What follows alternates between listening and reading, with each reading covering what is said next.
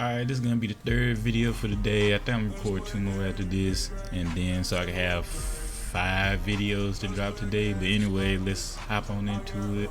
This is Devonte the one, and it called Anime and Not So Chill. I need to get used to looking at the camera more while I'm doing it. Just my OBS and stuff set up on this monitor right here, and my camera on this monitor with the video. So if I ever just be looking over here, that's because I'm looking at my OBS screen and not this screen.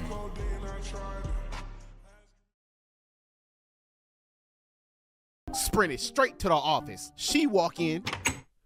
Devonte.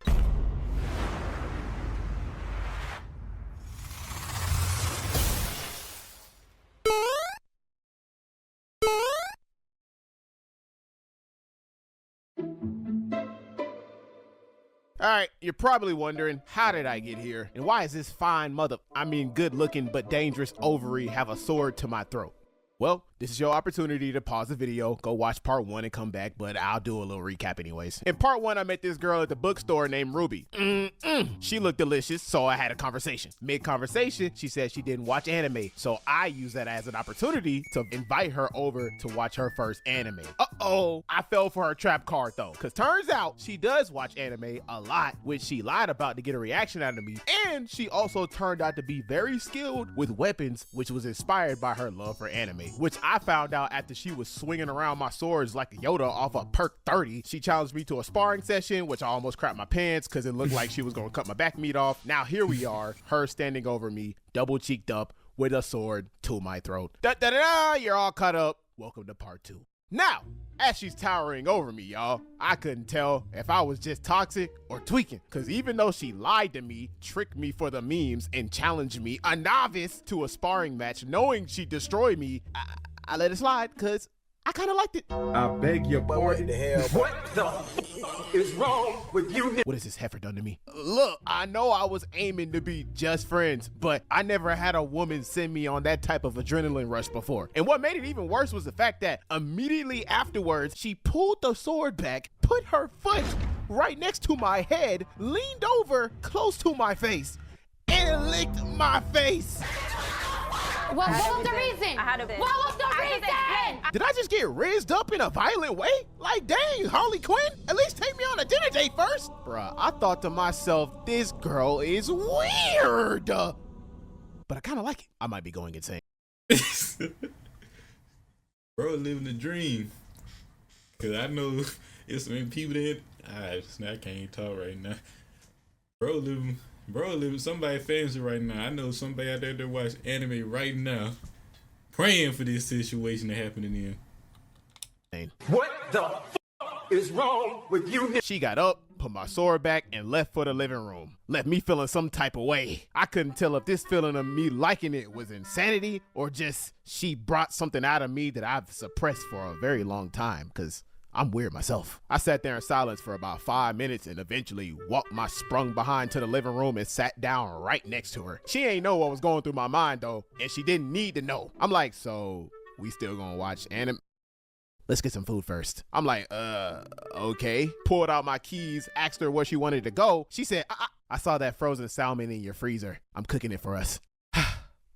I started to think this was all a dream. It's gotta be. Shorty went from Yorichi to Gordon Ramsay in the blink of an eye.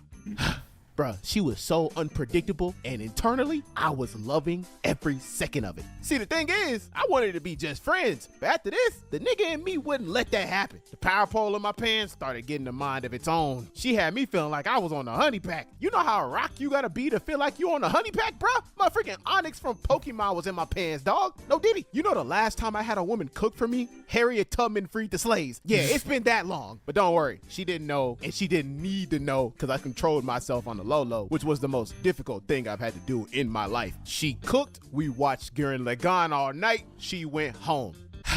Y'all know them 3 a.m. thoughts that you randomly have while looking at the ceiling in your bed sometimes? Yeah, bruh. Shawty had me feeling like LL Cool J. But crazy enough, the only thought running through my head was, dang, I need some more of that. Yeah, that brother's starving. Yeah. Next day go by, and my mind was still on Shawty Doo-Wop. All I could think about was that rush she gave me that turned me on and how I could get it again, but I was trying to fight it. Bruh, she became the crack I never thought I needed. And she was still under the assumption that I was just trying to be friends even after that whole debacle, because I played it off cool. But I'm sorry, sweetheart. You can't lick a man and not expect to get licked back. Most niggas would have probably called her weird and kicked her out the minute it happened, but I'm not niggas. Shoot, at this point, it seemed like me and SpongeBob had something in common that week, because I was trying my hardest to fight the urge to call her up to come over again. I be editing. I don't need it. I be eating. I don't need it. I be in the shower. I really don't need it. The whole week, my mom was telling me no, but my meat was telling me yes. And you know what? I ain't afraid to say it. At the end of the week, I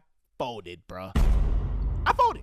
And every single time for 7 days straight, the first thing she did is play with my swords and ask for a sparring match, ending off my beatdowns by teasing me, which I let slide because I liked it. What the is wrong with you? Day 1, she licked my face. Day 2, she rubbed my arm. Day 3, she hugged me. Day 4, she got really close to my face and stared in my eyes. Day 5, she rubbed her fingers through my locks. Day 6, she rubbed my chest. Day 7, she rubbed all the hairs on my chinny chin chin. If you think for a second I was getting tired of this each day, hell no.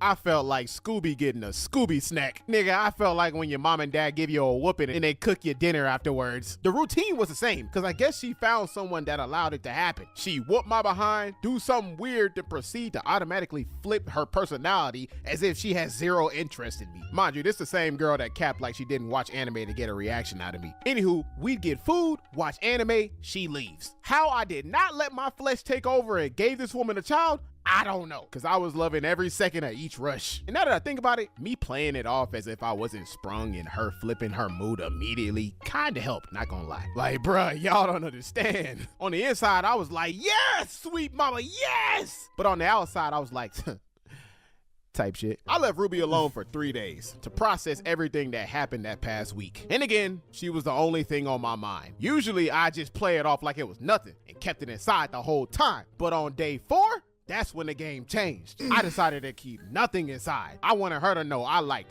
all that stuff she did. I let all my inner intrusive fantasies out. So this time when she came over, it went a little different. So peep game, we walk inside. First thing I do, I put on the jets. Felt like that nigga from My Hero, sprinted straight to the office.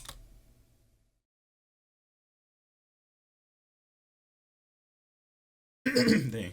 Well, I feel like he finna mess this up in some out of control way. She walk in. Devon, pick it up. You're kidding, right? Pick it up. Devonte, are you okay? Pick it up, woman. Finna mess it up. Ah! You had enough? Lick me again. Huh? I ain't gonna lie, at that point, I wanted to dive in more than Trey Songz, but there wasn't no pull between them legs, so jumping in head first, I probably would have died. It got to a point where she started looking concerned, and I started getting bold and desperate. The cares I was gonna give were nowhere to be found. I'm like, well, are you gonna lick me, rub me, run your hands through my hair, do something? She just continued to look at me with a blank expression. Next thing I know, you doofus, I just did all that to see your reaction.